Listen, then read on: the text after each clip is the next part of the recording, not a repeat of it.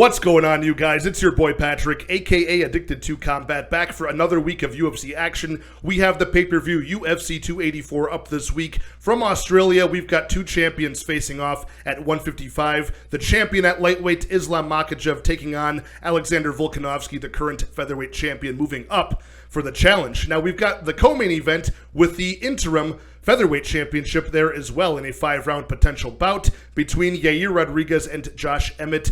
13 fights on this card. Of course, since it is in Australia, there is a lot of talent from that region that are fighting on this card, even some short notice and debuting fighters. So there's some new names to learn for this card. I'm going to be brief with my explanations of my picks and predictions for this one, because on Wednesday, I'll be talking about it all over again on live stream with you guys, with Uncle Weezy MMA as my guest this week to break down the stats and break down some good betting spots for us on this card. Later on that same night, late Wednesday night on Couch Warriors podcast, I'll be co-hosting with him, and we'll be featuring Lucrative and Wiz Bets as we do our pay-per-view panel for UFC 284. Go ahead and hit the like button, hit the subscribe button if you are new, and also check out BetUS Sportsbook, who is a betting partner of this channel. You can use my promo code AddictedToCombat125 to match your initial deposit as a new customer on BetUS, all the way up to $2,500 matched at 125% for that initial bonus. So free money to gamble with on fights. Go ahead and check that out if you're in need of a new sportsbook or want additional options in your pocket. So without further ado, let's break into these 13 fights.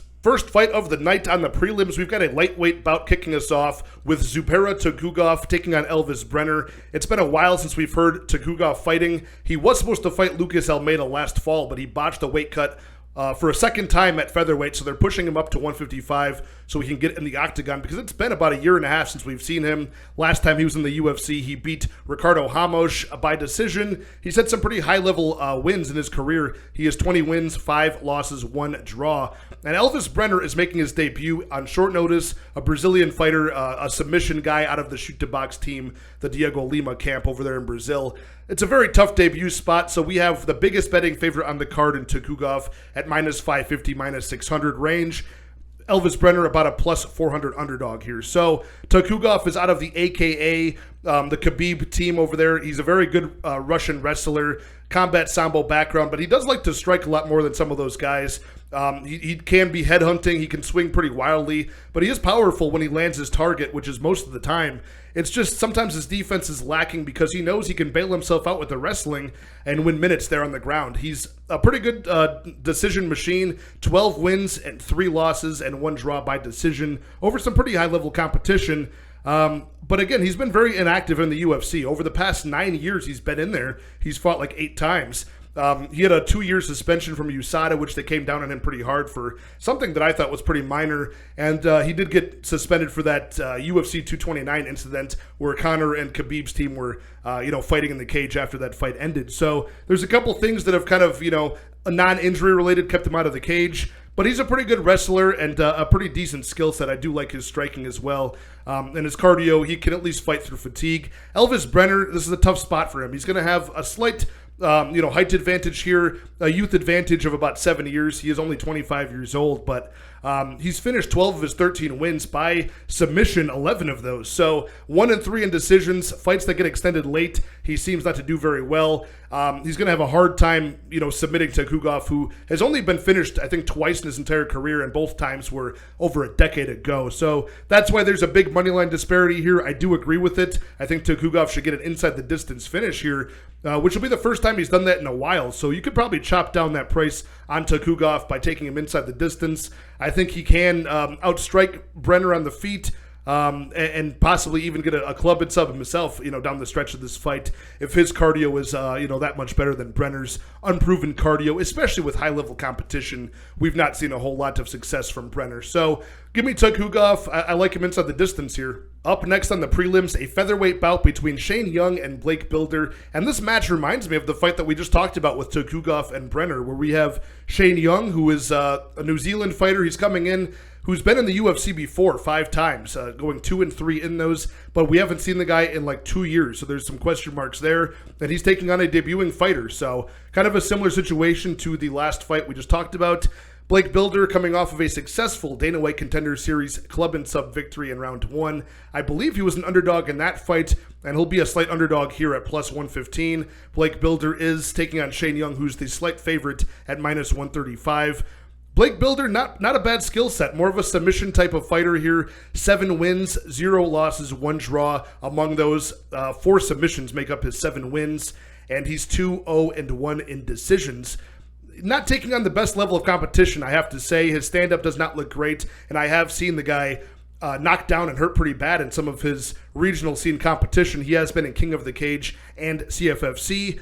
He also does have 3 submissions among his 6-0 amateur career for Blake Bilder. Shane Young is a guy who's a very good striker, a city kickboxing athlete who took on Alexander Volkanovski in his debut and lost via decision, a decisive one. And then Shane Young went on to have 2 very impressive performances, but those were good striking bouts against guys who are no longer in the organization and haven't been for a while. That was Austin Arnett and Rolando D, the boxer. So Shane Young, he had back-to-back losses before his long layoff due to his leg injury. He got knocked out in 1 minute's time by Ludovic Klein. Sort of forgivable. We've seen Klein is pretty good. And the next fight was against Omar Morales, where he looked very hesitant, and he lost via decision decisively. So there's a lot to learn about Shane Young. A very big spectrum of competition. Volkanovski in a debut, a couple of guys who've been cut, and now, 2 middle of the pack featherweights that he's lost to. Shane Young, 6 knockouts, 4 submissions. So this guy is kind of a finisher because those are out of a 3-5 decision record. So he's usually getting the job done by finish when he does win as a professional. But I got to say, I think Shane Young's skill set is better. I think his defensive grappling should hold up against Blake Bilder. I think his striking should be by far and away better than Blake Bilder's here. But we haven't seen Shane Young in a couple of years, and we haven't seen him with a good performance in even longer than that. So I'm going to stay off of this. I will take Shane Young as a pick. I think he can get the job done, but I don't know if he's going to look hesitant, slow, if he's going to lay it on a fast pace on Blake Bilder and knock him out. I really just don't have a good read on this fight as a whole. Blake Bilder looks great. He could be a lot better than what we give him credit for. And for Blake Bilder, I'll give him this quality. I've seen him hurt before pretty badly, and he comes back and shows resolve and still manages to pull a submission, out of thin air and win the fight. So, he might be a good live dog here, but overall I want to stay off of this fight and just learn about Shane Young once again and learn how Blake Bilder looks in his debut. So give me Shane Young. I'll just call it a decision win. Up next at women's strawweight, we have Elise Reed taking on Loma Lookboonmee, a battle between 2 strikers here, with Elise Reed being the Taekwondo specialist and Loma Lookboonmee with a ton of Muay Thai and boxing experience. And it's Loma who's got the money line going her way here. Minus 265 favorite for Loma. Plus 225 the underdog for Elise Reed. Even though they're both strikers and their professional records are similar, with 6-2 for Elise Reed, 7-3 for Loma. It's Loma who's the more dangerous fighter in this one. I believe her technique is a lot better, more devastating kicks, better speed, just better technique in general, and better defense as well. Loma also has the better competition she's faced in the UFC, losing both of her bouts by decision to Angela Hill, one of the most experienced women in the division, and the other was to Lupi Godinez, a very good grappler. Both women were able to ground Loma and take time off the clock of her striking them up with that Muay Thai. Elise Reed's 2 losses also came at the UFC level, but it was both by stoppages, TKO stoppages to Sam Hughes and to Sajara Eubanks up a weight class. So Loma Lookboonmee, always undersized. She also does have the ability to get the fight to the mat herself and nullify that size discrepancy. She's very good in the clinch as well with that double collar Muay Thai clinch. The knees there, the knees, the body, the leg kicks, the body kicks.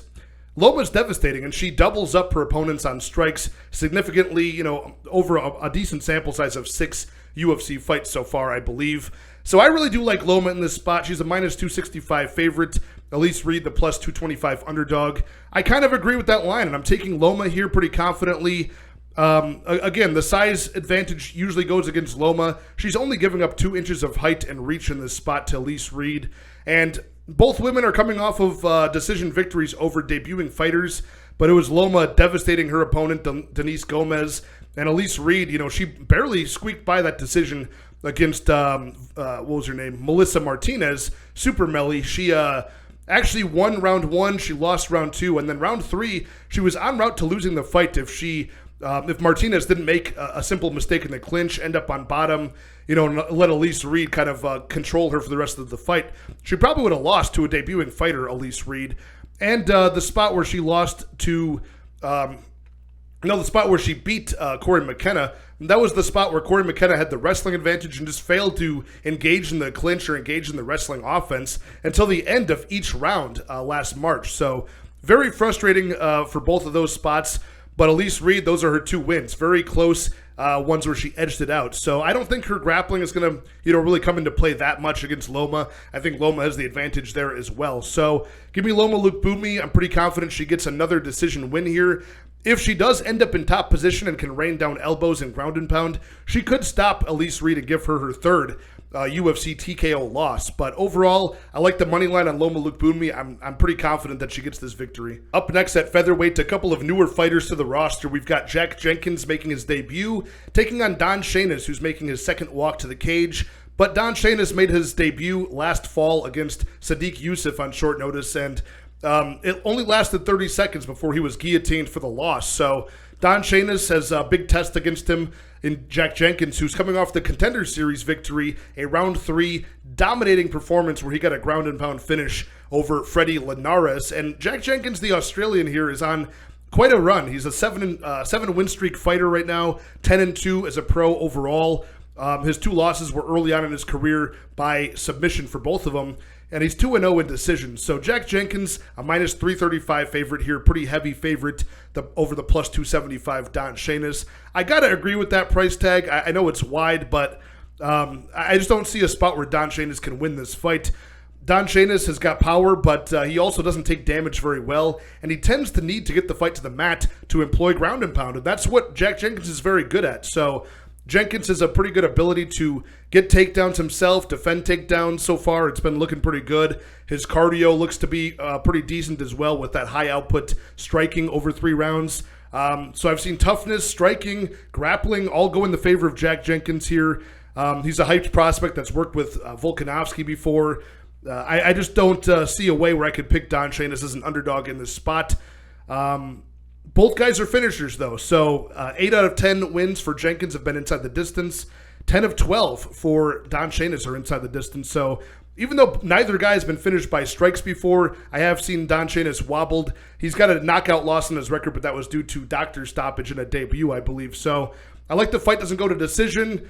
The alternate under 2.5, and probably Jenkins inside the distance would be a good prop for this one as well. So give me Jack Jenkins by ground and pound finish. Up next at lightweight, we've got another debuting short notice replacement fighter in Francisco Prado from Argentina, taking on Australia's own 6-fight UFC veteran Jamie Mullarkey. So it's an exciting fight because of how these guys both match up and how they fight.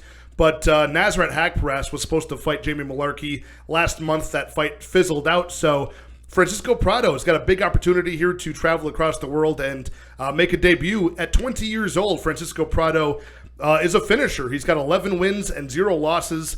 5 knockouts and 6 submissions make those up. So Prado has never seen the judges' scorecards before, and that's a tough task against Jamie Mullarkey, who's been proven to be pretty tough at 28 years old and 6 foot tall. He's massive for lightweight. Jamie Mullarkey's a black belt in BJJ. 3-3 in the UFC so far, and has taken on some pretty good UFC competition, including his very close decision win that he just got over Michael Johnson, where both guys got hurt in that matchup, and Jamie Mullarkey was pretty lucky to have made it out with his hand raised. Jamie Mullarkey's losses, 3 of them are by knockout, 2 of them by decision. He's never been subbed. I mentioned the black belt in BJJ. And Mullarkey does have a pretty good ability to get the fight to the ground. Using his size, he can wear guys down in the clinch and pretty much play like a zombie in these matchups. We know he's tough because he gets hit quite a bit. And that's going to be a problem against Francisco Prado, who's got dangerous hands. His boxing is pretty good. His combinations are not that bad. A good overhand, which will be good against the taller man, and a vicious left hook as well. So he hasn't faced the best competition on the Argentinian regional scene, promotions like Samurai Fight House and things that we've seen in the past from newcomers, but the power doesn't lie. He handles these people accordingly, 100% finish rate. It's just a matter of the cardio as well, because 10 of these fights out of the 11 for Prado are under 1.5 rounds. So if Mullarkey's a tough guy that can't get finished quite easily, he can play the zombie and keep moving forward and wear guys out. He's got a pretty good pace and cardio. So ultimately, I got to pick Mullarkey to get the round 2 or round 3 TKO stoppage here. I think Mullarkey hits pretty hard, although he is hittable early. There will be a spot here in the early going of the fight where Mullarkey does not look like a minus 270 favorite. He'll get cracked. He'll have to recover. It'll be scary for him, I think. But in the end, I think he clinches up and gets this fight to the mat and eventually wins the fight down the stretch when he can wear down the gas tank of Prado. So give me Mullarkey to get this job done inside the distance. I like the unders in this spot quite a bit. I believe the under 2.5 is at minus 155 at this point. Mullarkey by TKO, maybe not a bad look either. Up next at flyweight, we've got Brazil's Clayton Rodrigues taking on Australia's Shannon Ross. And Shannon Ross is making his debut after losing on the Contender Series last season to Vinicius Salvador. Shannon Ross was a moderate to pretty big favorite that night, I believe. And he got knocked out in round 2. He got knocked down, I believe, about 3 times in total. It was a very exciting showing, but he was just getting pieced up the whole time. Showed a little bit of resolve to keep fighting in round 1, but not a good look overall for the 33-year-old striker here in Shannon Ross, who's got a 12-6 record with 6 knockouts, 1 submission, and he's 5-3 in decisions. This is a spot where, I've seen Shannon Ross hurt before on the regionals. In some of the fights I watched pre-Dana White Contender Series, I've seen him club and subbed. I believe his 1 submission loss was due to that. He got knocked down pretty badly, hurt, and then choked out. But he's not a bad striker himself. Like an MMA striker goes, he's a pretty good brawler if he gets in close. Good strikes in the clinch, dirty boxing. And he can even slam you to the mat and rain down ground and pound. And he's got some good explosive techniques as well, some damaging knees I've seen him end fights with. But Clayton Rodrigues, 7-2 Brazilian. This is a guy who, at 27 years old, is a very dangerous threat to the flyweights here because he's very fast, technical, and explosive and creative with his striking. Good Muay Thai and good body and leg kicks as well from Clayton. He had a very decisive Dana White Contender Series decision win in 2021, but when he made his debut early last year, he was matched up against CJ Vergara, who beat him by a very close split decision. In this matchup, though, I do like Clayton Rodrigues quite a bit. I think he's just going to be the more technical man with his Muay Thai. It's more powerful, more damaging, and accurate. Rodrigues is very good at countering while moving backwards, landing his shots while moving forward. And, I don't think Shannon Ross is going to, possess the qualities of CJ Vergara and keep Rodrigues on his back foot, keep him uncomfortable.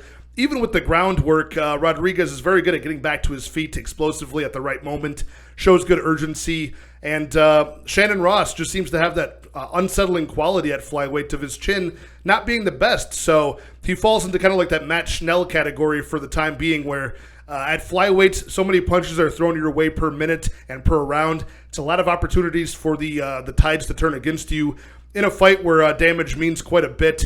So give me Rodrigues to either get a late TKO here or a decision victory. Up next at featherweight, we've got Joshua Culibao taking on Baghdasaryan, and this is a very closely lined fight as far as the odds are concerned. Josh Culibao, I think he opened up as a slight underdog. Now he's a slight favorite at minus 115, minus 105, even money play on Baghdasaryan.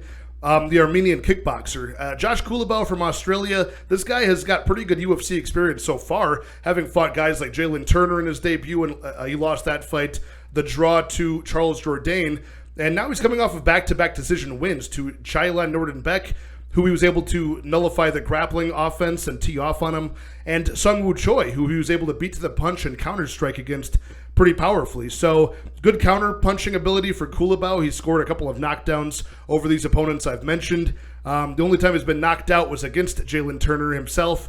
He tried to get the grappling engaged in that fight, and he wound up on bottom and in danger of getting submitted, and he got TKO'd on the ground in that fight. So Culibao, the better grappling for sure, but not always a good ability to get the fight to the mat.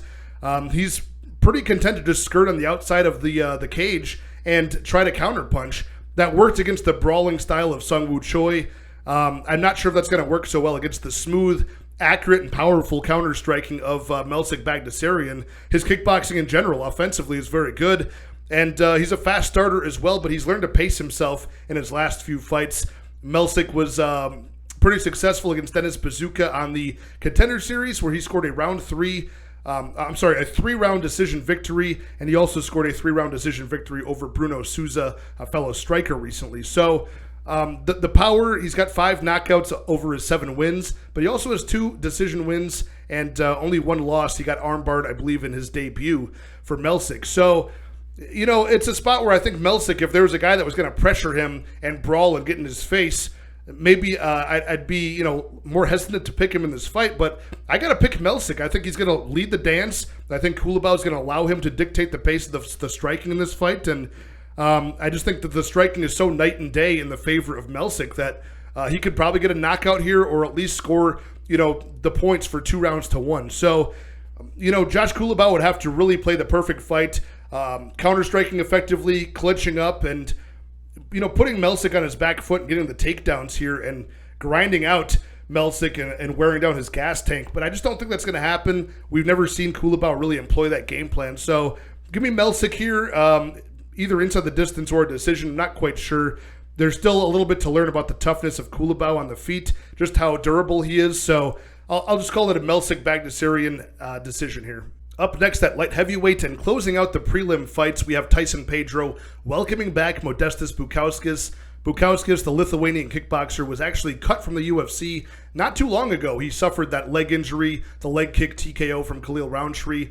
That ended a 1-3 stint in the UFC, so he went back to Cage Warriors, got back-to-back victories, including a recent round 4 knockout over Chuck Campbell to recapture the belt there at light heavyweight. So Bukauskas, only 28 years old still. He's coming back to take on Tyson Pedro, who was once a very hyped prospect at this weight class, but Pedro had a 3-year-long layoff after back-to-back losses, and now he's come back and he's fought Harry Hunsucker and he fought Ike Villanueva. So, as you would expect, both of those guys, from most people on the roster, should be able to TKO those guys in round 1. So Pedro was able to do that, but he's a minus 250 favorite still over Bukauskas. So is it warranted? I'm not quite sure. Both guys are 6'3" with 78 and 79 inch reaches apiece.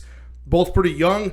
And, Tyson Pedro is a very good grappler, but he chooses to stand and strike because he has these long weapons at 205, a pretty relaxed hands-low style. He can switch stances, bait you in, and use very good kicks. And a very sharp 1-2 that seems to come out of nowhere and make its mark on its target. But things are either going very well for Tyson Pedro and he's, winning the fight, or things go badly in a hurry for him. So the fight against Mauricio Shogun Rua at the end of 2018 is a good example because he pretty much has Shogun Rua, finished in that fight. And Rua zombied through, used that veteran savvy, survived, and Pedro's gas tank wore down, and then he got out-grappled and ground and pounded in round 3.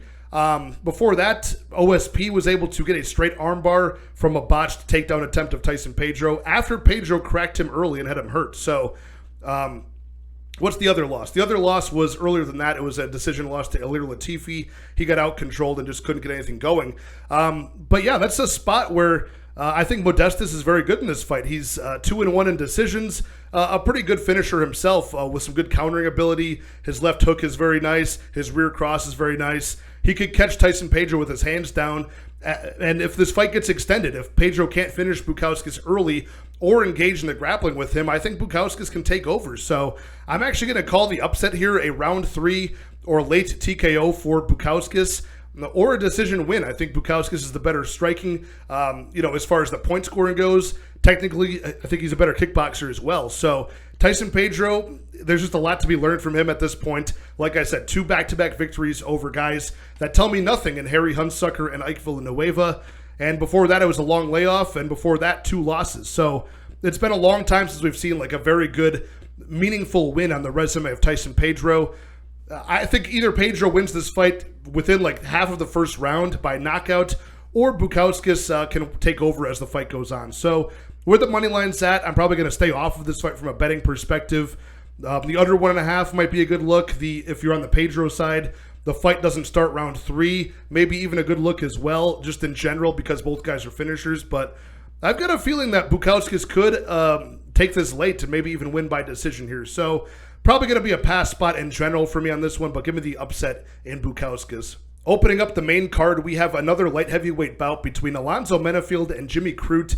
And in a lot of ways, even the odds for this bout remind me of the fight we just talked about with Pedro and Bukauskas. You've got Jimmy Crute, who, on a different level than Tyson Pedro. Jimmy Crute is probably one of the better BJJ guys at this weight class.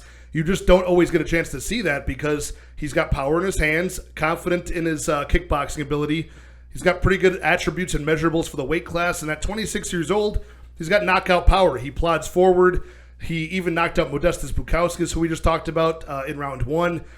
But he's coming off of back-to-back losses. One was to Jamal Hill recently in round 1, about a minute in. So he didn't really have a chance to decide if he wanted to grapple or not. He got knocked down almost immediately. Before that, it was against Anthony Smith, a fellow BJJ practitioner, a fellow competent striker in the feet. He got his legs chopped off in round 1, and he could not continue in round 2. So still able to land takedowns after he realized he was compromised in the stand-up with that leg injury. Alonzo Menifield, 35 years old, so the 9-year older man here. Very explosive guy. He's finished 12 of his 13 wins by finish, 10 knockouts, and he's a very fast starter. But Alonzo Menifield can really, the gas tank wears out, and he can slow down as the fight goes on. So even going to decision, and, at the end of the fight, it looked like it was about to be kind of close against Ed Herman, who was 40 at the time, and, really over the hill.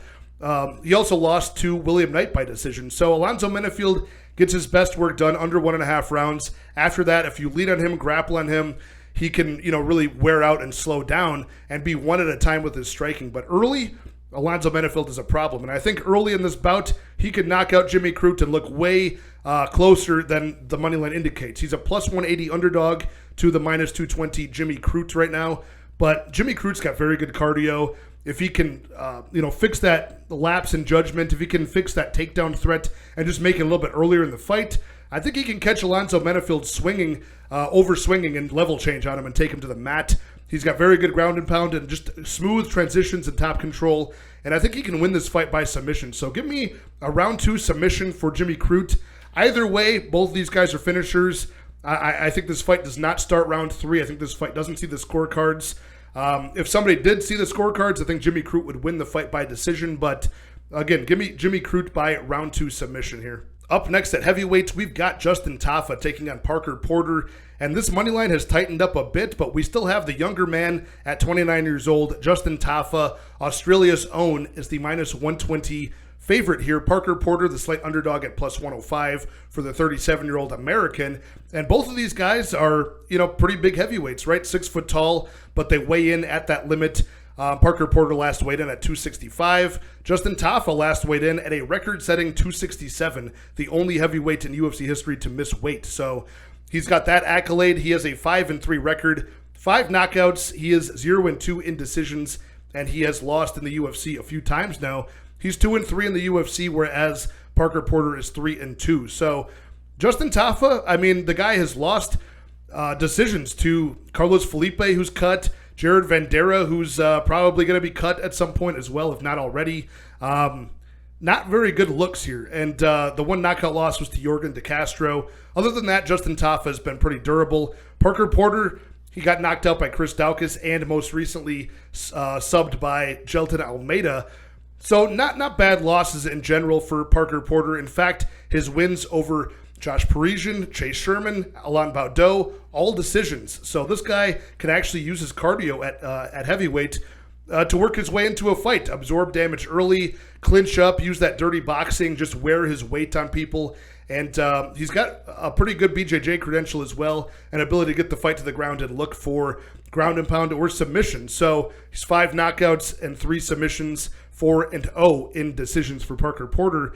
And I got to say, I like that skill set and just like his general tempo of a fight. I don't like the fact that he's older by 8 years than Justin Tafa, but overall, I got to pick Parker Porter in this fight as a slight underdog.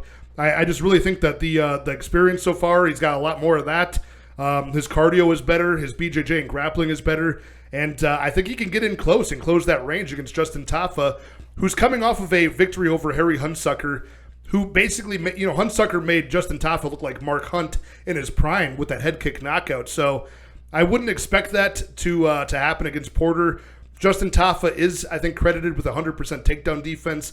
I think only Harry Hunsucker and Carlos Felipe actually attempted takedowns on him. Correct me if I'm wrong. So a little bit untested there, but I think that Parker Porter can wear on the gas tank of Tafa and take over and win this fight probably by submission, or if he can ground the fight, he can win by ground and pound as well. So give me Parker Porter Probably going to stay off of this. I like the unders in this bout, the under 2.5 at -140 because both guys are sloppy heavyweights. Both of them carry power, both weighing in at the edge of the weight class. And if it gets ugly or high pace, I mean, both guys could fold. So ultimately, I'll take Parker Porter as an underdog here. Normally, this looks like on paper Justin Tafa by knockout or Porter by decision, but I could see Porter getting himself, kind of like a middle of the fight or late in the fight knockout here by ground and pound. So give me Parker Porter for the W. A very fun, pivotal matchup next at 170 between Randy Brown and Jack Della Maddalena. Both guys have quite a bit on the line here because Randy Brown has got the size, the reach, and all of the UFC experience in his favor with 14 UFC fights to Jack Della Maddalena's 3 UFC fights. But Jack wants to continue his upward trajectory in this division. Randy Brown is a very tried and true veteran, but Randy Brown is on a 4-fight winning streak and wants to show that this newcomer, Jack Della Maddalena, can't just walk all over him. But Randy Brown finds himself a plus 250 underdog here. Jack Della, the minus 300 favorite. And Jack spent his first 3 UFC fights going all round 1 TKO stoppages in 2022. Before that, he was on the Contender Series and scored his only decision result in his career, a decisive 3-round win over Angelusa. Jack Della is just a very slick striker. Amazing striking selection and reflexes. His speed and power is all on point. Usually it's Randy Brown's fluid striking, his elusive movement, setting up traps and countering effectively, and winning minutes on the clock against big power threats like Chaos Williams, Jared Gooden most recently, and even last time against Francisco Trinaldo. But in this fight, I think Jack Della Maddalena is going to have no problem really cornering him against the cage and finding the mark on the chin, because if Randy Brown wants to play that head movement, the upper body movement, the hands low style, I think Jack has enough tools in his arsenal to either use uppercuts or knees, kind of time the head movements of Randy Brown and catch him where he tries to escape to. I think Jack is very live to get a finish in this fight. Randy Brown has been put out by strikes twice in the UFC, and both times he was put out pretty badly, right? The Nico Price hammer fists off his back put Randy Brown out cold, and so did the knees from Vicente Luque more recently. So I got to say, Randy Brown has got a lot of things going for him as far as the experience goes and even the grappling, but we've seen Jack Della Maddalena have pretty good cardio in the fight, have pretty good takedown and submission defense in the fight. So overall, I love the skill set of Jack Della Maddalena. I like his game plan. I think he can kickbox his way to either a finish inside the distance or a decision victory. I'm not sure which is going to happen here. Randy Brown, as I mentioned, he's been put out by strikes a couple of times, but his size and reach could maybe, allow him a little bit of safety here to not get finished. But I don't know. The money line is way too wide, minus 300 on Jack. Even though I think he's going to win pretty decisively, still pretty wide. So I'm not sure which props to attack on this one. It might just be a pass betting-wise, but give me Jack Della Maddalena as the pick. Up next in the co-main event, we've got the first of 2 5-round scheduled bouts. This is for the interim featherweight championship. Yair Rodrigues taking on Josh Emmett, and this is a bout where both guys are coming off of, wins that kind of left a little bit more to be desired, right? Like Yair Rodrigues, last summer in July, I believe it was, he beat Brian Ortega, looked very good striking early with him, but it was ended at the end of round 1 because Ortega had the shoulder injury. Josh Emmett, he beat Calvin Kattar in a 5-round bout, but again, Calvin Kattar, on most people's scorecards, won that fight. He had a lot more significant strikes. Josh Emmett did have the stalking forward pressure, some of the bigger eye-catching moments for the judges, and won that split decision, controversial decision. So, Josh Emmett is a wrestle boxer who does not use his wrestling that much. He wrestled collegiately. He's had a few takedowns here and there, but mostly relies on his power, and he's got 6 knockouts and a lot more knockdowns than that at the featherweight division here in the UFC. He's 37 years old, almost 38, 5'6" with a 70-inch reach. So he's going to be 7, almost 8 years older than Yair Rodrigues. He's going to be 5 inches shorter, but still his reach is comparable. The problem is that Josh Emmett has got 5 rounds to work with here. He knows it. He's going to be headhunting the whole time. I don't think he's going to use his wrestling that much, even though that would be a very good game plan to mix things up against Yair. Now, Yair Rodrigues has been very impressive. The only issue with him is he's been a little bit inactive in his time in the past few years. Rodrigues had an awesome war against Max Holloway, one of the best guys in the division, former champion, and it was a very competitive 5-round bout. And if Holloway had not used his wrestling to get out of harm's way, he probably would have lost that fight by the scorecards or just gotten pieced up by Yair. Yair's kickboxing, his taekwondo, flashy striking is very accurate, creative. And the danger in his kicks is that he doesn't wind them up or telegraph them. They come right from the stance, either the lead leg to the body, to the head, or the rear leg. There's no like stepping through like a Muay Thai kick. It's very unpredictable and powerful. He's a guy who, has one of the best knockouts of all time as well, right? The Korean Zombie, 1 second left. He was probably about to lose that fight, maybe marginally on the scorecards. 1 second left in round 5. He lands that elbow, bends over the top, and knocks the inverted elbow into the jaw of the Korean Zombie. Epic performance. I believe that was at the end of 2018. The guy's got pretty good takedown defense. It's gotten better as his time in the UFC has progressed. And he's been very durable as well. Never been knocked down. I think the worst beating he took was probably the one, either just a collection of strikes to Max Holloway or from Frankie Edgar, which was a TKO by doctor stoppage. His eye swelled up and he got grounded and beat in that fight. But the size, the youth, the striking diversity, accuracy, and just total output, I think all goes to Yair Rodrigues. You got to give the power to Josh Emmett, even though his striking is a little bit basic and brawling style. He can pressure forward, as we saw against Calvin Kattar, and as we've seen in 7 of his last 8 fights, he's scored knockdowns in those fights. So a lot of times that's enough to win the judge's opinion on that round. So that's in danger for Yair Rodrigues, but I think his kicks will maintain distance and provide a further striking output in his favor, and I think his size and elusivity, Yair Rodrigues circles off very well. He'll land his combination, he'll land his strikes, and then he'll circle off, cut the angle, and reset himself in the center of the octagon. He does that very well time and time again, and Yair's tempo on his striking is so nice. He'll kind of like accelerate into a combination. The first few strikes will be at a moderate pace, and the last strike will be the full force knockout intended blow. I like what I see from Yair Rodrigues, especially at the money line. Minus 155 is where I got him at. I did pay that price. He's at minus 170 now. I'm not sure where the line's going to go. The over-unders on this fight are at set at 2.5 rounds out of 5.